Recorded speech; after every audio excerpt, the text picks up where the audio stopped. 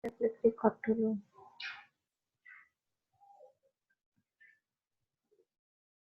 Oke, nah sekarang kita lanjut. Sekarang kita lihat dari segitiga ABD dan segitiga BAE. ABD, dia kan melalui AD ya. Dan segitiga BAE, kita di segitiga ini melewati BE. Nah, di sini kita dari segitiga ABD dan BAE kita cari 3 bagian, boleh ketiganya sudut, boleh ketiganya sisi, boleh campuran antara sisi ataupun sudut yang sama antara segitiga ABD dan segitiga BAE. Nah, yang jelas kita sudah dapatkan yaitu sisi BD sama dengan sisi AE. Didapatkan dari mana? Didapatkan dari ini tadi, yang pertama yang kita dapat. Kemudian yang kedua adalah segitiga ABD, sudut ABD sama dengan sudut BAE. Di sini sudut ABD ya, di sini sudutnya, dan sudut BAE, sudut ini dia sama besar. Kenapa? Karena segitiga ABC adalah sama kaki. Ingat kalau segitiga sama kaki maka sudut-sudut pada kaki sudutnya adalah sama besar. Kemudian di sini sisi AB dan AB berimpit, maksudnya adalah sisi AB pada segitiga ABE, ya kan ada sisi AB-nya. Kemudian sisi AB pada segitiga BAD kan ada sisi AB-nya. Maka panjangnya AB sama dengan AB karena dia berimpit. Nah, jadi di sini maka segitiga ABD kongruen dengan segitiga BAE dengan alasan sisi sudut sisi, yaitu sisi ya dari BD dan AE ya, sisi, kemudian ini adalah sudutnya tadi sama, dan sisinya yang AB tadi. Jadi sisi sudut sisi. Karena ABD dan BAE kongruen, otomatis panjangnya AD sama dengan panjangnya BE. Nah, ini untuk teorema bukan teorema ya, contoh dari teorema tentang kekongruenan. Sekarang kita lanjutkan, yaitu ada teorema-teorema lain pada segitiga. Nah, di sini dalam segitiga sama kaki, sudut alasnya sama besar. Sebenarnya ini kan kita sudah tahu ya, dari kita SMP, SMA, atau SMK kan ini kita sudah pernah tahu bahwa segitiga sama kaki sudut alasnya sama besar. Tetapi ini kita akan buktikan. Buktikannya bagaimana? Yaitu kita lihat di sini kita punya segitiga ABC. Dia sama kaki. Otomatis kalau sama kaki, panjangnya sisi AC sama dengan sisi BC. Nah, yang akan kita buktikan adalah sudut A sama dengan sudut B.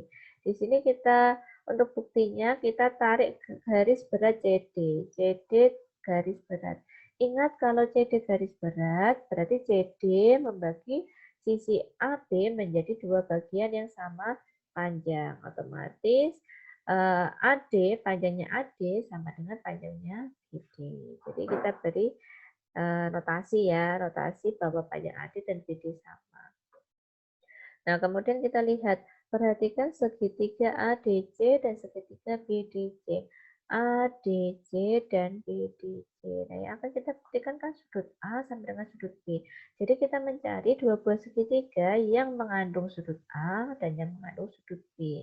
Di sini kita pilih ADC dan BDC. Nah, AC sama dengan BC. Kalau ini kan sudah diketahui ya tadi ya di soal ya bahwa dia adalah segitiga sama kaki, otomatis AC sama dengan BC. Kemudian di sini AD sama dengan BD. AD sama dengan BD kita dapatkan karena CD ini adalah garis berat. Ya, otomatis AD sama dengan BD. Kemudian di sini CD sama dengan CD yaitu berimpit, yaitu segitiga ADC kan ada CD ya kan. Segitiga BDC ada CD juga, otomatis CD sama dengan CD yaitu berimpit, sehingga segitiga ADC dan segitiga BDC kongruen dengan alasan apa? Sisi, sisi, sisi.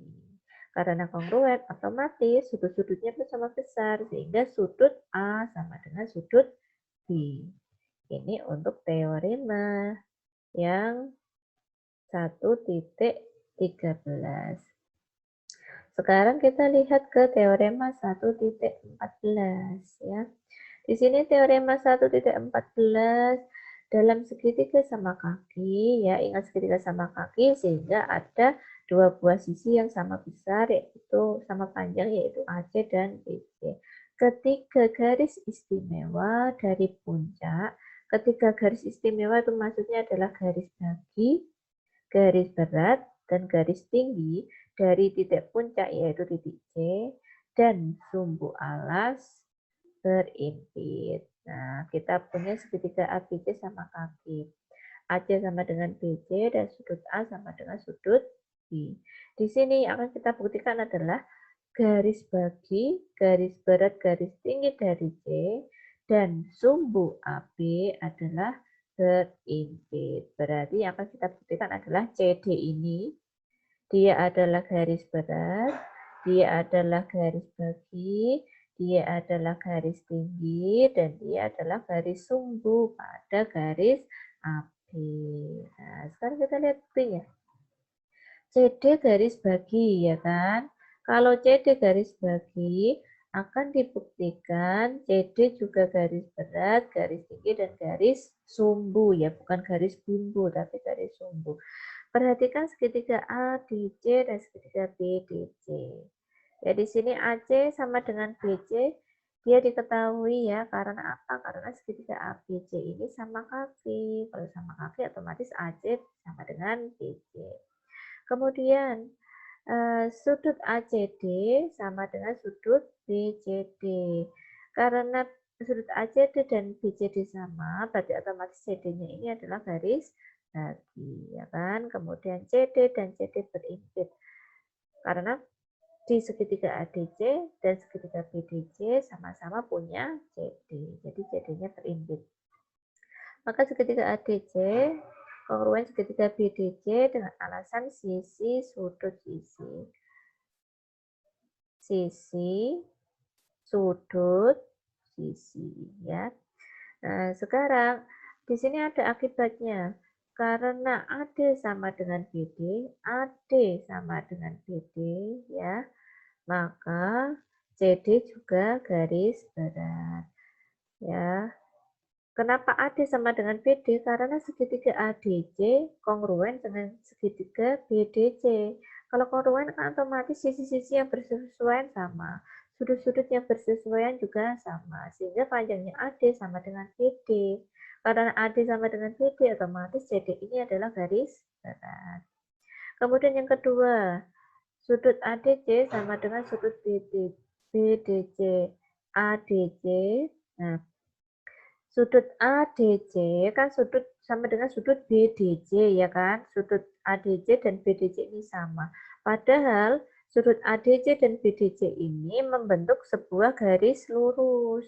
Ingat kalau garis lurus itu panjangnya besarnya 180 derajat. Dibagi dua bagian sama besar, sehingga ini 90 derajat, ini juga 90 derajat. Sehingga CD-nya ini adalah garis tinggi dari segitiga ABC. Kemudian yang ketiga, kita lihat AD sama dengan BD dan CD tegak lurus AB. Maka CD adalah garis sumbu. Nah, sekarang kita lihat CD. Ingat bahwa garis sumbu adalah garis yang membagi sebuah garis, ya, di mana membagi menjadi dua bagian sama panjang dan tegak lurus. Ya, kita lihat CD kan membagi AB menjadi dua bagian sama panjang. Juga CD tegak lurus terhadap AB, otomatis CD ini juga garis sumbu terhadap garis AB. Seperti itu. Nah, sehingga terbukti bahwa ketika garis istimewa yaitu garis bagi, garis berat, garis tinggi, dan garis sumbu pada alas berimpit. Berimpit maksudnya adalah ada terletak pada satu garis yaitu garis CD. Itu teorema untuk 1.14. Sekarang 1.15.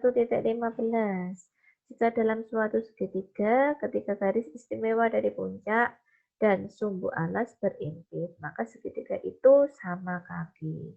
Nah, ini nanti dicoba setelah pembelajaran kita, silakan nanti mencoba ya. Nanti bisa melihat teorema 1.14 ya, nanti kurang lebih caranya hampir sama, tetapi perlu perlu langkah-langkah yang sedikit berbeda.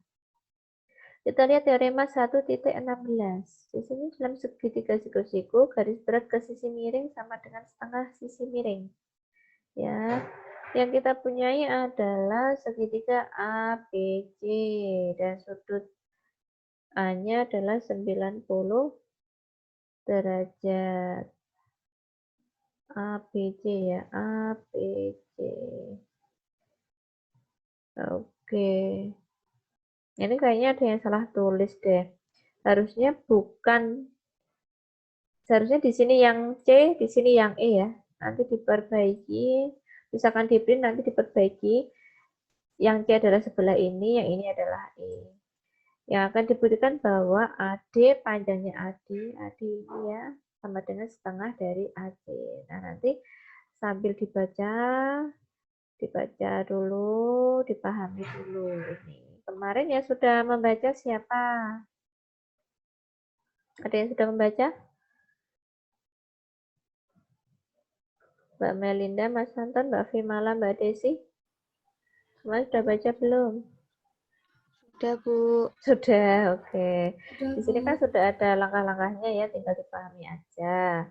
Untuk teorema 1.16. Ingat bahwa 1.16 ini peletakan E dan C-nya terbalik ya. Yang di sini harus D, yang di sini harusnya E gitu. Kemudian selanjutnya teorema 1.17 di sini juga sudah ada itunya ya. Pembuktiannya kita punya segitiga siku-sikunya di A dengan sudut 30 derajat. Sisi di hadapan sudut 30 derajat itu sama dengan setengah sisi miring. Nah, di sini yang diketahui adalah kita punya segitiga ABC, segitiga siku-sikunya di A yaitu 90 derajat. Kemudian sudut C-nya ini adalah 30 derajat ya. Yang kita buktikan adalah panjangnya AB itu ini, maka panjangnya adalah setengah dari BC. Nah, sekarang kita lihat dulu. Caranya adalah kita tarik garis berat AD. Garis berat AD ya, AD ini kita tarik garis berat. Ingat kalau garis berat berarti AD ini membagi BC menjadi dua bagian yang sama panjang, menjadi BD dan CD ya kan. Nah, sudut C-nya ini adalah 30 derajat. Sehingga nah ini salah ya, bukan sudut C tapi sudut B. Sehingga sudut B ini adalah 60 derajat. Kenapa? Karena jumlah sudut pada segitiga kan 180.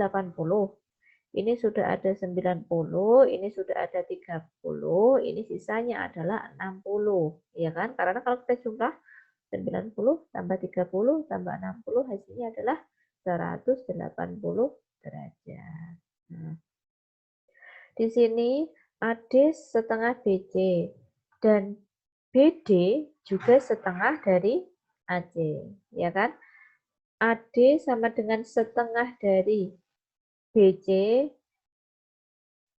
dan BD juga setengah dari BC. Nah, di sini maka panjangnya AD sama dengan panjangnya BD.